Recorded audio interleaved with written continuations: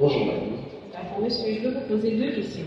Allez-y. Alors, la première, depuis combien d'années enseignez-vous à l'UB? L'UB, j'enseigne depuis 2018. Je viens de mes cours à l'UB en 2018. Ça va faire 5 ans. Ça fait 5 ans.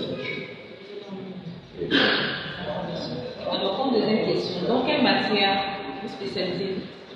Bon, quelle matière je suis spécialisé, enfin, quelle matière j'enseigne principalement. Je suis sociologue, anthropologue et politologue de formation. J'enseigne en LA la sociologie, l'introduction à la sociologie et la psychosociologie de l'image. Et en L2, j'enseigne l'anthropologie sociale et culturelle et la sociologie des médias. Et en L3, j'enseigne la médiologie. Et puis j'interviens également en master. En master, j'enseigne les représentations sociales, genre et représentation sociale, et l'information, sociologie des médias et information. D'accord, monsieur. Merci beaucoup. Monsieur Gemaeli, s'il vous plaît, pourquoi avez-vous choisi l'enseignement en général et à l'université en particulier? L'enseignement et moi, c'est peut-être une vieille histoire. Peut-être une vieille histoire. Mon père était enseignant en même temps que j'avais dans l'administration. Ma mère était également enseignante, enseignante à la retraite. Donc, on va dire, je suis militant, j'ai exercé, j'ai étudié là-dedans. Et puis, après avoir raison, je considère que c'est un métier noble. Je pense que c'est le métier le plus noble, le métier de l'enseignement. Le fait de transmettre des savoirs, de transmettre des connaissances, de transmettre des valeurs. Était également enseignante à la retraite. Donc, on va dire, je suis militant, j'ai exercé, j'ai étudié là-dedans. Et puis, après avoir raison, je considère que c'est un métier noble. Je pense que c'est le métier le plus noble, le métier de l'enseignement. Le fait de transmettre des savoirs, de transmettre des connaissances, de transmettre des valeurs à des jeunes. Je pense que c'est vraiment un métier qui mérite d'être. Donc, j'ai choisi ce métier par vocation, par vocation, on va dire ça comme ça. J'avais ça dans ma vie et je m'avais de faire ce métier. Pourquoi l'université Omar Bongo? J'ai commencé ma carrière enseignant il y a 10 ans. J'ai d'abord enseigné en France, à l'université Paris 13, pendant quelques années, puis j'ai enseigné dans les centres de formation. Donc de 2010 à 2017, j'ai enseigné en France.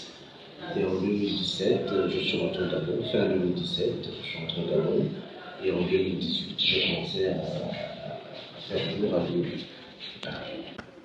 Merci. Monsieur, vous qui êtes enseignant à l'université Omar Bongo depuis 2018, vous pouvez nous dire ce que vous pensez de cette université? Qu'est-ce que je peux bien dire de cette université? Une question piège, ça. C'est une université qui a du potentiel. C'est une université qui a du potentiel. Dans un pays qui a, à ma connaissance, a énormément de moyens. Mais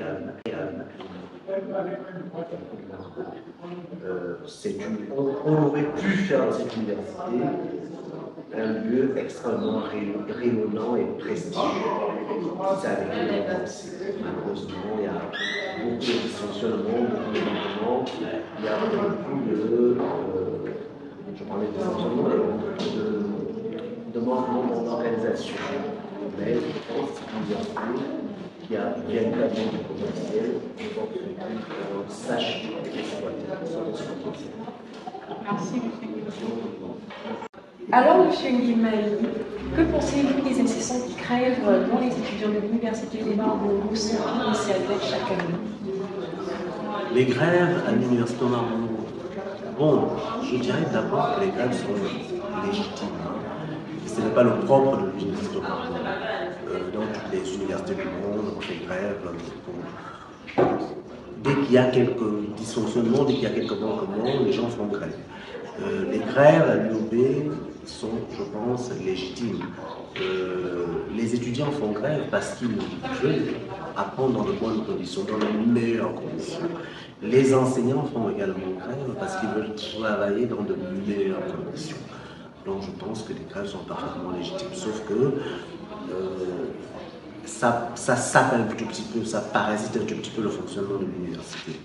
Mais je pense que si les moyens étaient mis pour permettre aux gens de travailler dans de bonnes conditions, d'apprendre dans de bonnes conditions, il y aurait moins de grèves.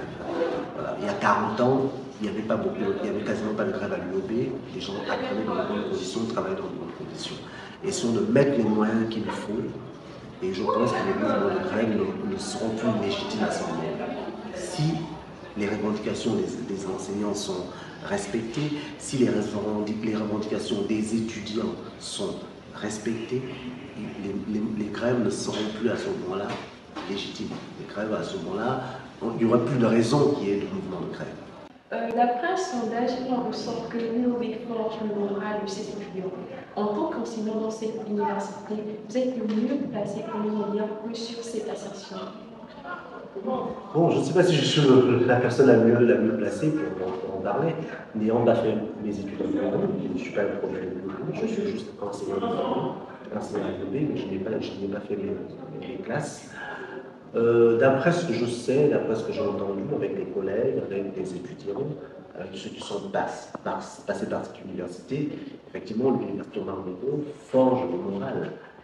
Parce que les conditions d'études sont difficiles, ça participe justement ça contribue à forger le caractère, voilà, le caractère d'un certain nombre de personnes. Quand on a fait l'UOB, d'après ce que j'ai entendu dire, on a un moral d'acier. Plus rien ne peut vous faire peur. Voilà, parce que vous avez fait l'UOB, parce que vous avez vécu à la dure. C'est une expression un peu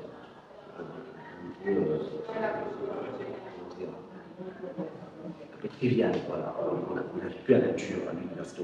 Donc, je pense que ça forge le caractère et ça participe de la construction justement du mental des étudiants.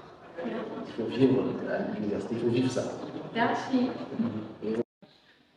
Monsieur Nguema Eyi, pensez-vous que si les étudiants de l'université Omar Bongo étaient dans les meilleures conditions d'apprentissage, ils feraient de meilleurs résultats comparés à nous?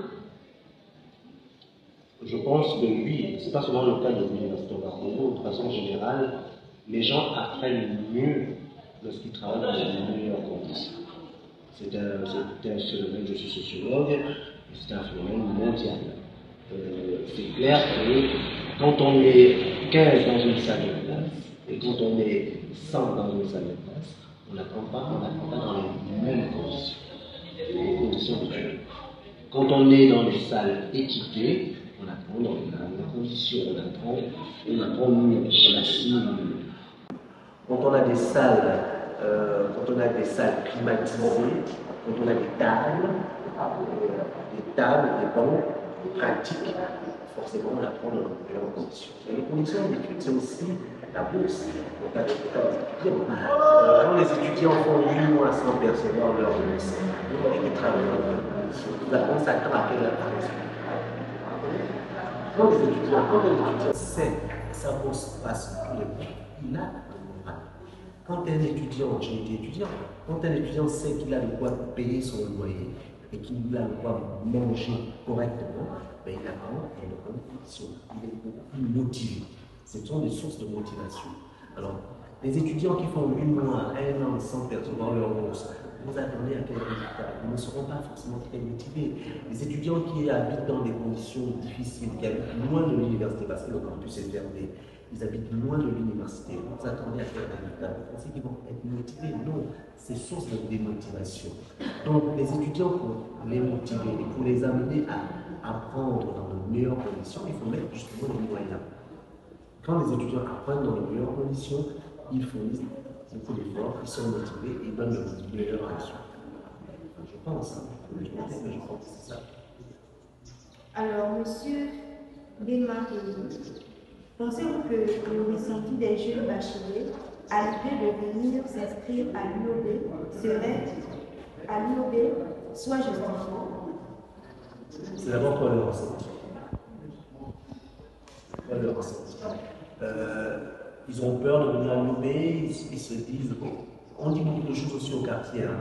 Par exemple, au quartier, on dit que l'UOB, c'est à l'UOB tout le monde est chaud. ceux qui font, il y a des gens qui font 4 sur 4 à l'UOB, qui font 3 sur 3 à l'UOB, qui font 5 sur 5 à l'UOB. Donc l'UOB, ce n'est pas non plus, et notamment aux responsables de l'université, de recréer le mythe qui est avec l'université. Il faut le recréer, il faut faire rêver les jeunes qui sont ici, qui rêvent d'entrer à l'université. Il faut justement tuer un peu cet imaginaire. C'est dans l'imaginaire collectif qu'on a tendance à penser que à l'université au Maroc, rien de bon ne sort de là-bas, rien de bon ne sort de là-bas. Or, l'université au Maroc forme des gens de qualité. Et à l'université au Maroc, on réussit. On n'échoue pas systématiquement. J'ai des étudiants, on a des étudiants ici en master 2, donc 4 sur 4, qui n'ont repris aucune classe, qui n'ont jamais échoué. Donc il y a bel et bien des étudiants, des exemples, ce ne sont pas des cas isolés, hein. Il y a des centaines d'exemples d'étudiants qui ont fait 3 sur 3 de la première année en licence à l'UOB, qui ont fait 5 sur 5 de la première année jusqu'en master 2 à l'UOB, sans redoubler, sans échouer, et qui sont des modèles de réussite et d'excellence. Donc l'UOB, ce n'est pas non plus une machine à produire des cancres. Non, l'UOB produit des gens de valeur. Ça, il faut le dire, il faut le répéter. Merci, monsieur Guillaume. Merci d'avoir répondu favorablement à notre invitation. Je vous remercie d'avoir regardé la vidéo.